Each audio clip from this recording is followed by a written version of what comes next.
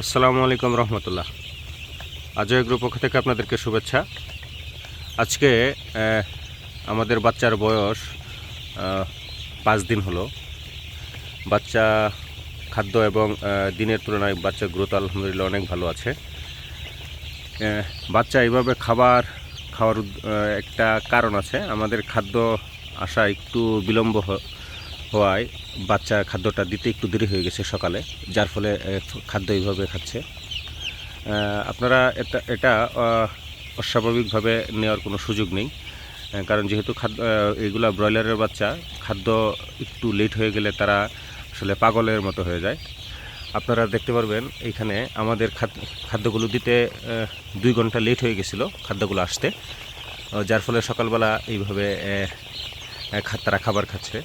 এটা আপনাদের দেখানোর জন্য খাবার বন্ধ করে খাওয়াইনি। এটা খাবার যদি লেট করে খায় বা লেট করে আপনারা দিয়ে থাকেন, যখনই দিবেন বাচ্চাগুলো এইভাবে খাবার খাবে। আর এর মধ্যে আপনাদেরকে দেখানোর আমার উদ্দেশ্যটা হচ্ছে, যখনই আপনারা এইভাবে মুরগিগুলোকে খাবার দিবেন, এটা কখনোই দিবেন না। এটা আমার আসলে একটা ভুল হয়ে গেছিলো। আসলে মানুষের ভুল থেকে শিক্ষা গ্রহণ করে। আপনারা ফার্মে কখনোই এইভাবে খাবার দেওয়া থেকে সবসময় বিরত থাকবেন। এটার কারণ হচ্ছে এই যে বাচ্চাগুলো খাচ্ছে, আপনারা হয়তো একটু খেয়াল করলে দেখতে পারবেন। আমি আপনাদেরকে একটু জুম করে দেখাচ্ছি।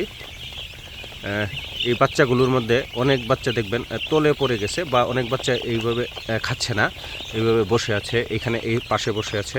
এটার কারণ হচ্ছে এই বাচ্চাগুলো যারা খাচ্ছে তাদের তুলনায় অনেক দুর্বল থাকার কারণে তারা এইভাবে গাদাগাদি করে খেতে পারছে না বা খেতে চাচ্ছেও না। আপনারা যদি এখানে আরও গভীরভাবে খেয়াল করেন, এই যে দেখেন এখানে কিছু বাচ্চা একটার উপরে উঠে যাচ্ছে। যেহেতু আমাদের পাত্রের সংখ্যাও বাচ্চা যেহেতু বড় হয়ে গেছে, পাত্রের সংখ্যাটাও কম, আমরা এখনই পাত্র আরও যোগ করে দেব। ওইখানে যদি আপনি খেয়াল করেন, আমি আপনাদেরকে একটু জুম করে দেখেছি, ওই যে তলে একটা বাচ্চা পড়ে গেছে, এটা খেতে পারছে না।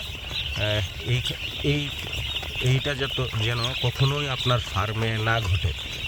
এতে করে বাচ্চা অনেক সময় আমরা অভিযোগ দিয়ে থাকি যে আমাদের বাচ্চা ছোট বড় হয়ে যায়। হ্যাঁ, মূল কারণ হচ্ছে এইটা। দুর্বল বাচ্চাগুলো সবল বাচ্চার সাথে যুদ্ধ করে তারা টিকে থাকতে পারে না, যার ফলে তারা আরও দুর্বল হয়ে যায়। তখনই বাচ্চাগুলো কেট বা ছোটো হয়ে যায়। এই যে এই বাচ্চাগুলো দেখছেন, তারা কিন্তু বসে আছে, খাচ্ছে না। এই না খাওয়ার কারণ হচ্ছে তারা আসলে এই সবল বাচ্চাগুলোর সাথে পেরে উঠবে না, এই জন্য তারা পরে যাবে আস্তে আস্তে। তো আপনাদের ফার্মে আপনারা সবসময় চেষ্টা করবেন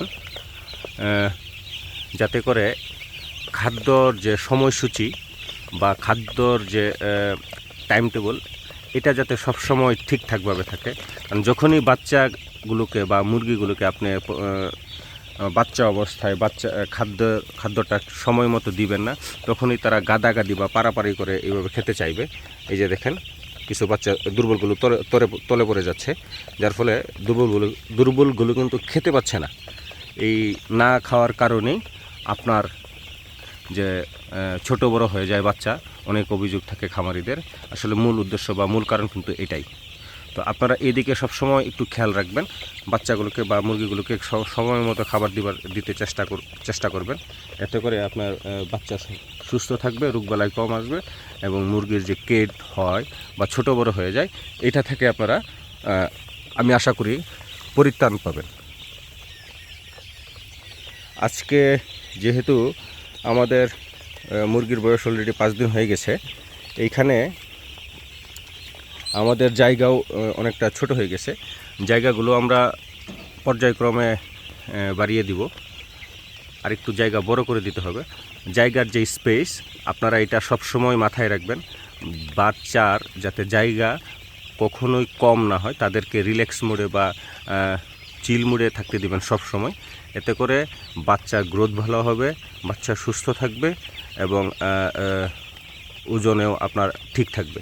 যখনই আপনার মুরগিকে বা আপনার বাচ্চাকে জায়গা কম দিবেন, কম জায়গার মধ্যে রাখতে চেষ্টা করবেন তাদেরকে, তখনই তাদের বিভিন্ন সমস্যা রোগবালাই দেখা দিবে। এইগুলো বিষয় আপনারা যখন খামার করবেন বা খামারে বাচ্চা তুলবেন, এই ছোটোখাটো বিষয়গুলো আপনারা অবশ্যই মাথায় রাখবেন। এইগুলো সবারই জানা আছে, তারপরে আমি শুধু আপনাদেরকে একটু মনে করিয়ে দিতে চাই যে বাচ্চাগুলোকে আপনারা পর্যাপ্ত পরিমাণ জায়গা দিয়ে দিবেন। আমাদের এখানে বাচ্চার তুলনায় জায়গাও আলহামদুলিল্লাহ খুব সুন্দর আছে। আমরা আগামীকালকে আরেকটু জায়গা বাড়িয়ে দিব। তো আরও 2 দিন এখানে থাকবে বাচ্চাগুলো। হ্যাঁ হানিফ ভাই, সিফা সাফার মধ্যে না দিয়ে মাঝখানে দেন। তো এই যে আমরা বাচ্চা, আমাদের কাছে মনে হচ্ছে পাত্র কিছু কম হয়ে গেছে, আমরা এর মধ্যে কিছু পাত্র অ্যাড করে দিচ্ছি, আরও 15-20টা পাত্র অ্যাড করে দিব। দেখেন পাত্রের কাছে আমরা যখন এই পাত্রগুলো দিচ্ছি তখনই কিন্তু বাচ্চাগুলো ছুটে আসছে, কারণ এইগুলো সাধারণত ওই যেগুলো বাচ্চা খাওয়া দাওয়া করছে বা খাচ্ছে এই বাচ্চাগুলোর চাইতে একটু দুর্বল বা উইক। তো এই বাচ্চাগুলোর মধ্যে যখন আমরা খাবার দেব পাত্রগুলোর মধ্যে, তখনই কিন্তু বাচ্চা দেখবেন আরও অন্যান্য পাশ থেকে দূরে ছুটে চলে আসবে। যখনই এই যে দেখেন আমরা এখন নতুন পাত্রগুলো যেগুলো এড করে দিচ্ছি, না এক বঙ্গা করে দাও, একটা করেই, হ্যাঁ এনে দাও। যখনই আমরা এই পাত্রগুলো খাবার দিব দেখবেন আপনারা বাচ্চাগুলো চলে আসছে। ওইটা তো অলরেডি চলে গেছে বাচ্চাগুলো। হ্যাঁ, এইভাবে আমরা যদি সব প্রতিনিয়ত খাদ্য পাত্র, আমরা এইখানে খাদ্যের পাত্র যেটা দিয়েছি, খাদ্যের পাত্র কিন্তু একটা রেশিও আছে। ধরেন বাচ্চা যেহেতু 40টা পাত্র, বাচ্চার জন্য আপনারা একটা পাত্র বাজেট করতে পারেন খাদ্যের পাত্র।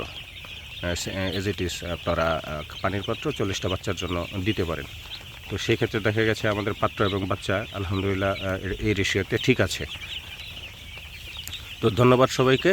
আমাদের ভিডিওতে যদি কোনো ভুল হয়ে থাকে বা আপনাদের যদি কোনো পরামর্শ থেকে থাকে অবশ্যই আমাদেরকে কমেন্ট করে জানাবেন, বা আপনাদের কোনো কিছু জানার ইচ্ছা থাকলে অবশ্যই আমাদেরকে জানাবেন।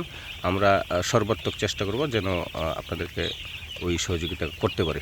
আমরা চাই সব সময় আমাদের খামারি ভাইয়েরা ভালো থাকুক। আমাদের খামারি ভাইয়েরা ভালো থাকলেই আমরা ভালো থাকব। ধন্যবাদ সবাইকে। আসসালামু আলাইকুম।